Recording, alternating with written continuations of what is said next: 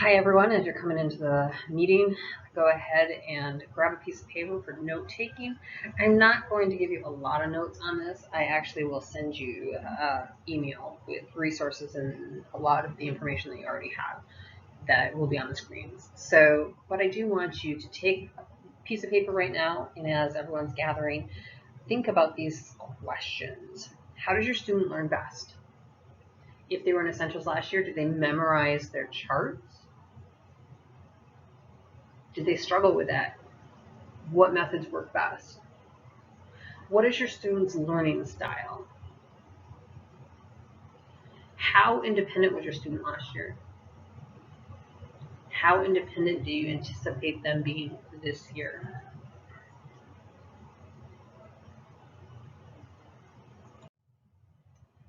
So according to Classical Conversations, Article 3 Ways Latin Benefits You, there's 3 practical reasons to study Latin. The first is that it makes learning other languages easier. It also brings a deeper understanding and allows us to speak English better. And third, it brings mental acuity and it helps us pay attention to detail. So my name is Angel Satterley. I'm going to be leading our conversation today and helping you get tabs on Latin. And these are my daughters, Sarah and Rebecca. They are twin. They are 20 years old, and they are Challenge 4 graduates. So I wanted to tell you a little bit about our journey so that you know who I am if you haven't already met me, but that you also understand why I'm leading this Latin conversation. So in 2013, I was going to be a Challenge A director. My girls were both going into Challenge A, and I went to a boot camp. It was like drinking from a fire hydrant, and it was crazy. It was intense. I dabbled in German, I dabbled in Spanish, but I'd never really learned a language before that, and I was overwhelmed. However, I did do Challenge A, Challenge B, and during Challenge B, I actually went back to school, and I was a student at Rasmussen College here locally, and they did not have a student that was able to help any of their students in the medical field. So I ended up being the tutor for that, and I was able to help people in their terminology in the medical field because of my Latin knowledge, because of the roots and stems and everything are so similar. And I was studying Latin, and I had only been studying Latin a year and a half. So even if they do Challenge A, they will have a huge leg up if they go into any of the sciences. 2019, my daughters went into Challenge 4, and Sarah, the brunette there, was reading at a first grade level in Challenge 2. So Henle was always a struggle for her. She really, we had to customize Latin a little bit for her. But when she went to go into Challenge 4, she was starting to get caught up, and she knew enough about how to decline, how to conjugate. And while she wasn't perfect at using her tenses and her endings and all of that, she knew enough that she knew how to break things down. And so her favorite subject that year was actually translating the Latin Vulgate and some of the poems and stuff that they did. And so she loved it. She loved Latin. And Challenge 4 all sold out. I don't know why anybody backs out of Challenge 3 and 4 Latin, because it is a beautiful party, even if you're not keeping up with the Latin. And then finally, why am I here? I'm the product sales specialist, and I've been studying Latin since 2013. So in the last 8 years, I have quite a bit of experience. I have experience as a tutor, as a parent, and as now the book rep. So my goal is to help you learn to overview the books and some of the philosophies of why to make certain choices, what the goal of the strand is, what the goal of the books are, and how to use those books better. So that's my goal for today. C.S. Lewis, in a preface to Paradise Lost, says it is imperative for all would-be critics to Actually, I'm going to start over. In a preface to Paradise Lost, He says the first qualification for judging any piece of workmanship, from a corkscrew to a cathedral, is to know what it is intended to do, and how it is meant to be used. He goes on to say that a corkscrew to a prohibitionist is an evil thing. And so it's very important, but to a wine connoisseur, it's a beautiful thing. So it's very important to know what our goals are and how we anticipate getting there, so that we can know whether or not we're holding to that and whether or not what we are doing is good. And so let's take a look at some things. First thing I want to make sure is, you as the teacher, what is your role? So your role is to decide the pacing, the pronunciation, the organization of your work, and the assessing of your work. So the first part of that, the pacing, in CC's workspace A, it says that if you feel the work pace is too fast for your kids, scale it. Okay, now we all know that within CC, right? We scale things, but it is very clearly said in the workspace book, scale it. So you don't have to hold to that. A lot of people, because they're not helping their student, with Latin, they feel like, well, if their kid doesn't stay up with Latin, they're not going to learn Latin. I'm not a huge fan of the workspace, but the workspace does allow that accountability to keep working. It does allow, say, hey, it doesn't matter. Okay, you need more work on this. You need more time to do this because it's going too fast. Then dig in. Pronunciation. Challenge A, the focus is not pronunciation at all. And this allows, and this is coming right out of the workspace book.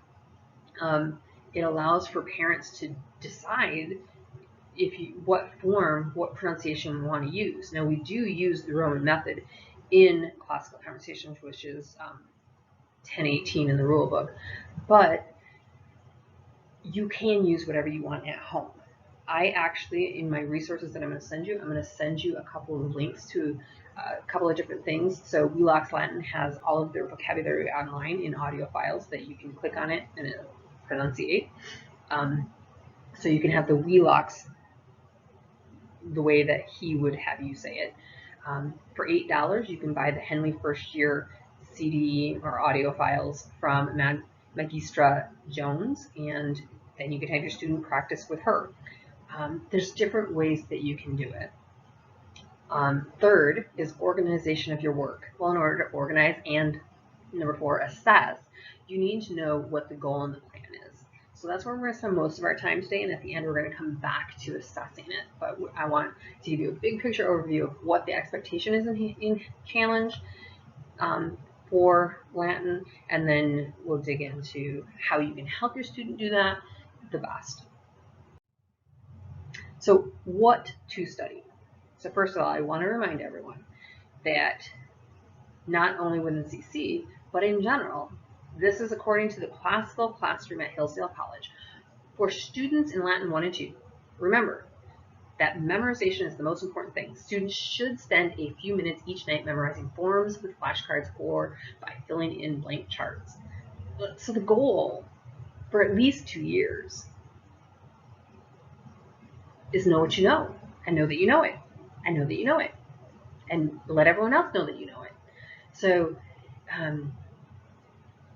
in Challenge 1, I had a student, not me, I was tutoring a student, and January she comes in and she's like, Mrs. Satterwhite, I just cannot get all of the translations done in an hour.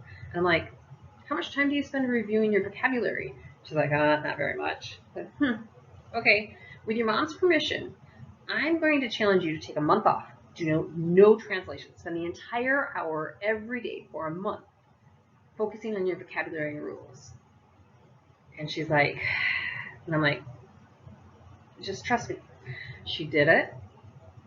And at the end of the month, she started doing her translations again. And she's like, Mrs. Satterwhite, I cannot believe how much I'm able to get done. I'm like, I know, because you were forgetting your vocabulary and rules. And so she had to look everything up. It was becoming very tedious. And so, again, memorization is the key. So in Challenge A, Challenge B, memorization. And then if they have some extra time, if they're able to dabble in translations, do it.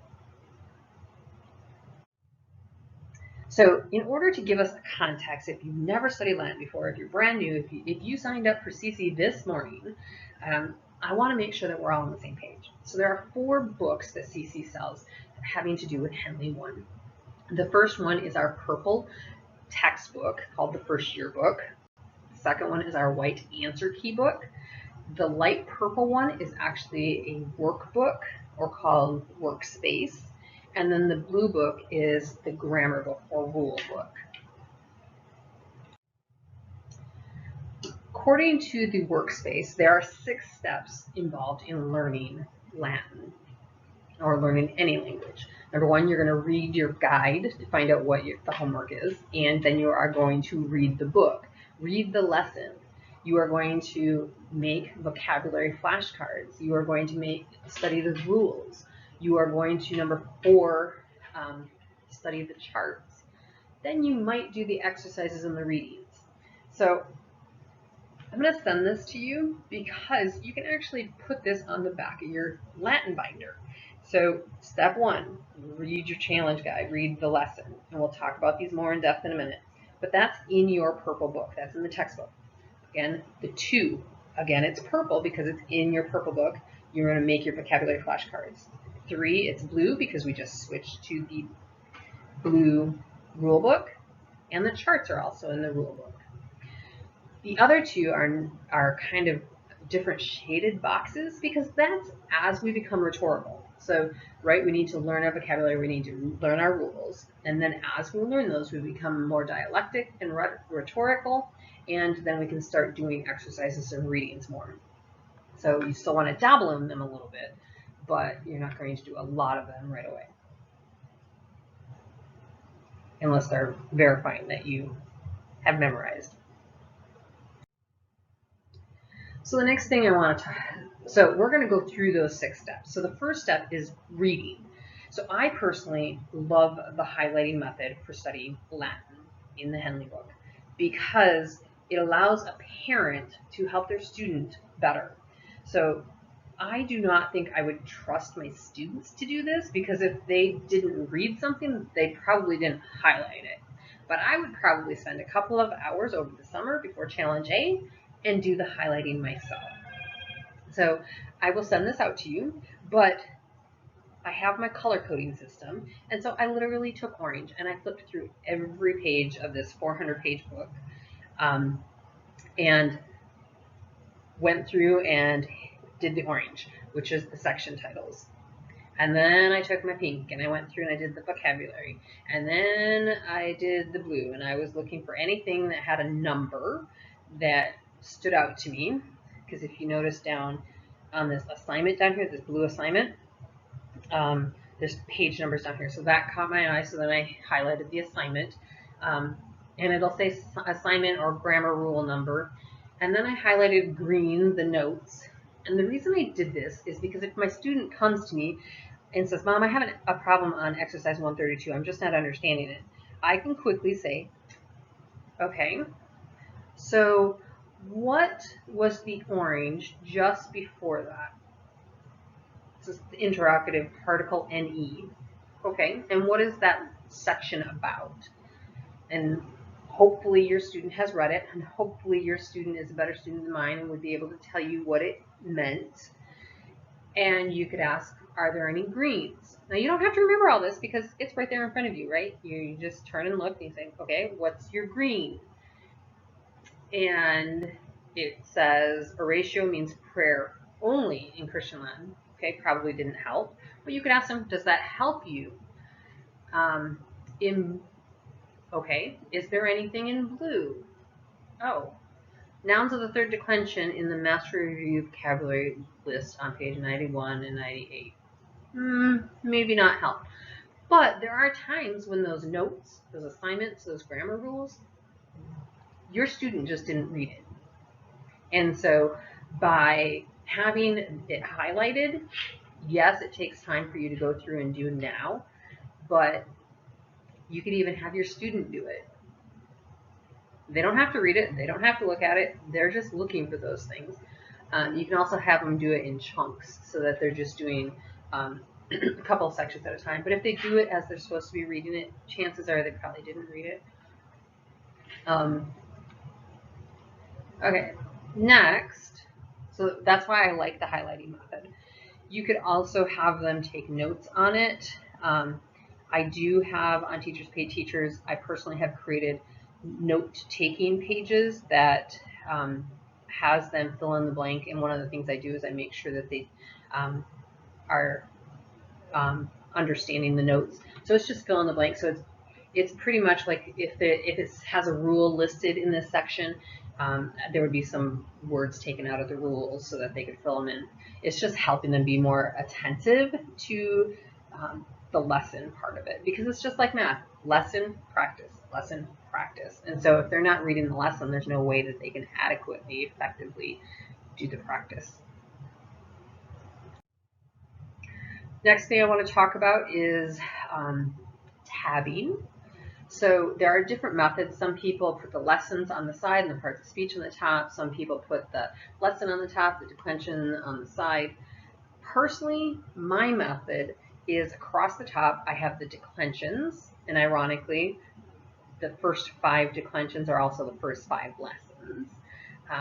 I also have the conjugations, and I have the parts of speech. And then on the left, I have my review. There's 3 vocabulary review pages in there. So they're just lists of all the vocabulary you learned in that section. And so there's 3 of those. I have the dictionaries, the Latin to English and English to Latin glossaries in the back tab, as well as any other pages that I seem to use frequently, such as the passive page, the subjunctive page, when you first are introduced to it, the page that has summa on it. So I personally, my method is these are the important pages, and then the side I save for the pages that I use frequently. So as I use them, if I notice I'm turning back to the same pages all the time, I'll put a tab there. If you notice, on the next, when I talk about my rule book, my tabs are not color-coded currently, but I'm starting to turn them over because I have flashcards that are color-coded, with red being nouns and blue being verbs, things like that. So I'm in the process of changing it over so that all my books match, so that it's all color-coded. But I don't have somebody in Challenging Henle, so it's just for my purposes. So this is the rule book, and the goal is to learn the rules and copy charts. So in order to copy charts, you need to be able to find the charts in the book.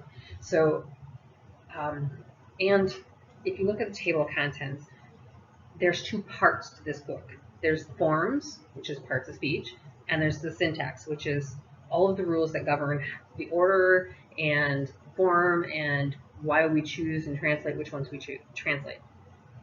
The syntax, there's only a few pages that I generally use a lot, but I actually just look those up in the table of contents. Usually, if I find that I'm going to one frequently, I'll tab it. But generally, I don't tab those. I just tab the parts of speech. And again, I have those color-coded based off of the color that matches my thing. Now, you might consider, a lot of people do tab first, second, third, fourth, fifth declension nouns. However, they're all back-to-back on like 3 pages. So it gets pretty tedious to have all of them right there. Once you learn that they're all right there, if you just have your nouns tab, you can go to your nouns and then turn the page for the 3rd declension. So this is interesting. As for learning charts, it's important for us to know, okay, how do we study those charts? And so this is where I'm going to recommend that you take that information that you were brainstorming at the beginning. How do your students learn? How do they learn their charts? And you think about that. You ponder that and you find tools for them. So I had a friend who, her daughter was super, super creative and hated writing out paradigms. So she thought outside the box, and she's like, okay, the goal is not to write it in tiny little boxes. The goal is to get her to think of the endings, and eventually to get her to think of the words with the ending. So she had her daughter do it in pictures. And so I quickly did this earlier today, but her daughter did beautiful artwork. Like, she has pictures of ballerinas, she has pictures of umbrellas, of entire pictures. So on this one, I just did this first or second declension endings, depending on whether or not I was doing the first number 1 or number 2. But I zoomed in a little bit so you can see us, e, o, us, e, o, And on the second row, it's e, orm, east, os, east, which is plural. And so the only caveat with this is your kid has to be saying the endings. So if you don't know that they're saying it in their head, then you have to know that they're saying it. So they have to be saying it out loud. Eventually, you want to work them up to not just writing usi, o, mo. You want them to be saying tera, terai, terai, teram, tera. So they're saying an entire word with it. And so, yeah, so let them play with it if they're super creative and artsy.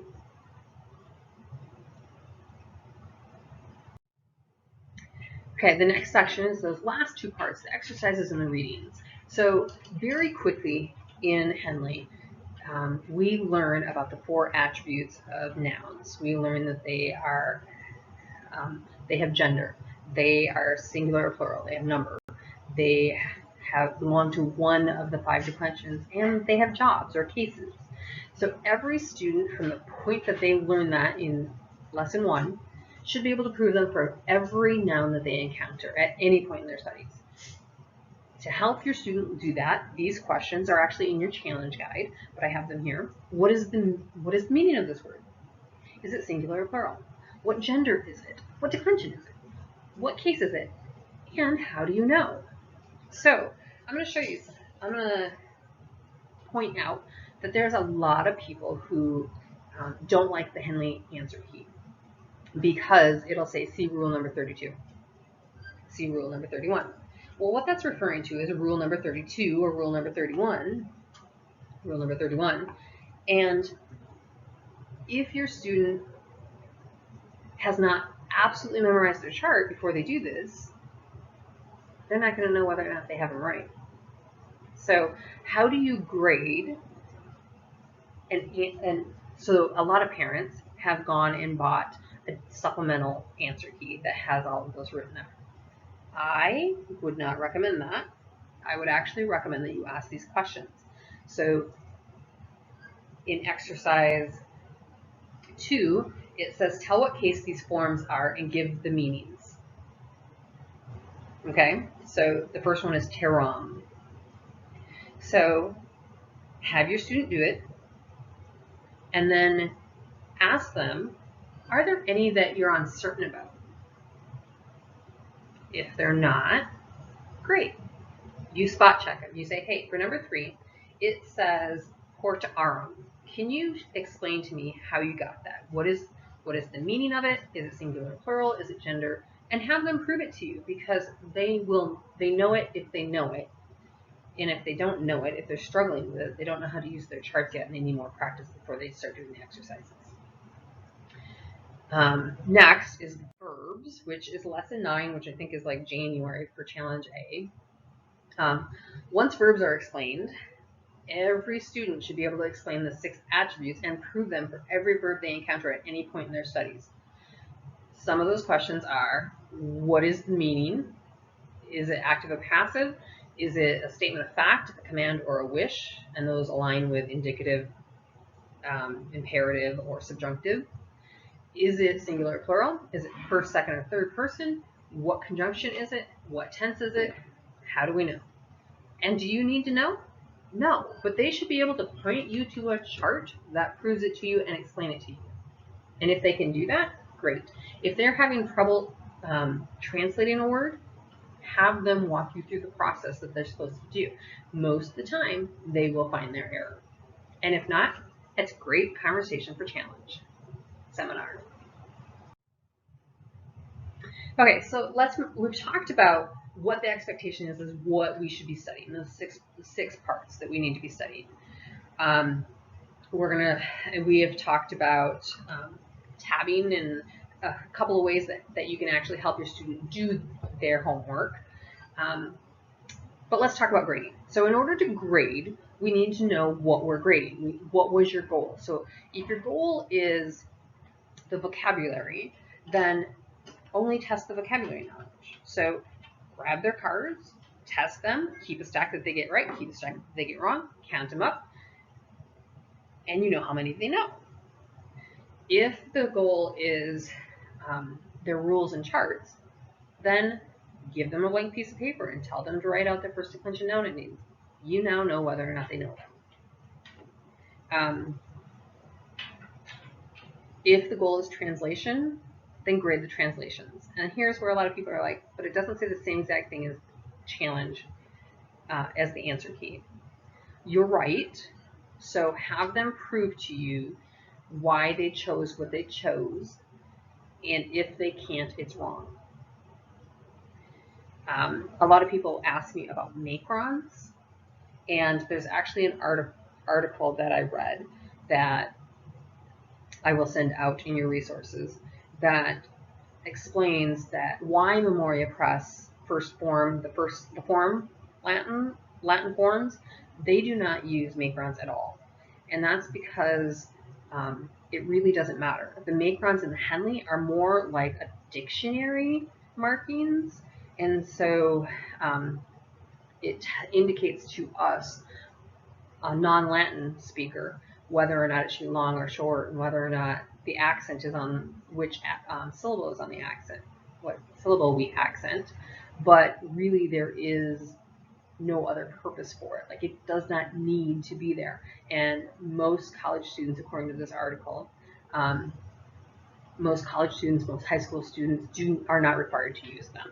So do not use them, except when you are writing out charts, when you are first learning, when you are practicing, you need to know whether or not the student is indicating the A of the singular nominative or the A of the ablative singular in the first declension. So you do need the macron there when you're in fourth declension and you first start learning it. So I would say for challenge A, when you're writing out charts, when you're doing those kinds of things, that is absolutely imperative in challenge A, and maybe even in challenge B, but in challenge 1, maybe not so much.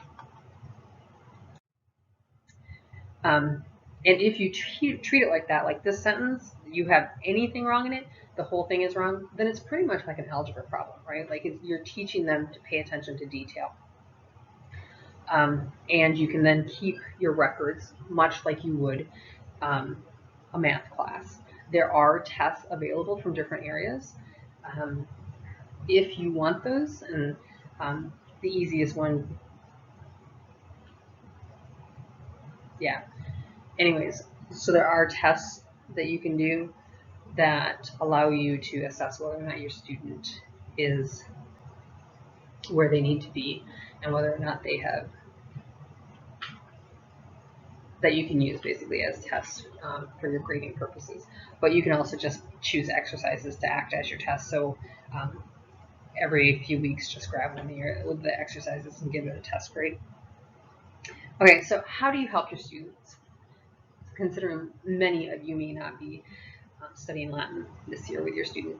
So there's 4 big things that I see. Number 1, evaluate their assets and how they learn. Number 2, know your individual goal for them. 3, find resources that help them reach that goal.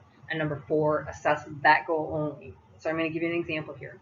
I have a student who's very tactile. My goal for them in challenge A is just to memorize the vocabulary and the rules, and then the charts.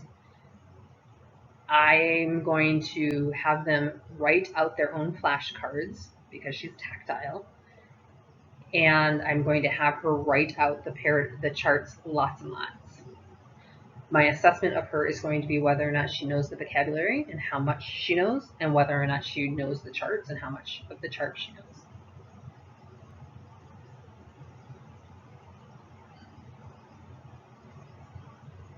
Now I'm going to give you one more sample. I have a daughter who's very visual. I'm going to evaluate her asset. Her asset is that she is very visual. My goal for her, same goal as before, memorize the vocabulary and the charts. 3, find resources for her. Now, here's the problem. She's super visual, so her handwriting of her vocabulary cards would be super distracting. However, there is value in writing out her vocabulary cards. So I'm going to have her write out the vocabulary in a dictionary, and then I'm going to use pre-made flashcards to drill her. I'm going to have her copy some charts, but I'm going to have her focus more on the puzzling them together. So we did this in Essentials where I had the pieces pulled apart and she just stuck like little stickers. She stuck them wherever they were supposed to. And then my assessment is again the same. Like, does she know the vocabulary? Does she know the chart? Okay, so what's next? So tomorrow, when I'm back in the office, I will send an email with some follow-up resources, and you can look through those. You can take your time, and as you're looking for what's going to work for your student, what's going to work best in your homeschool, feel free to schedule a consultation to receive personalized help finding materials for you and your students. My information is below, and it will be included in the email that I send tonight or tomorrow.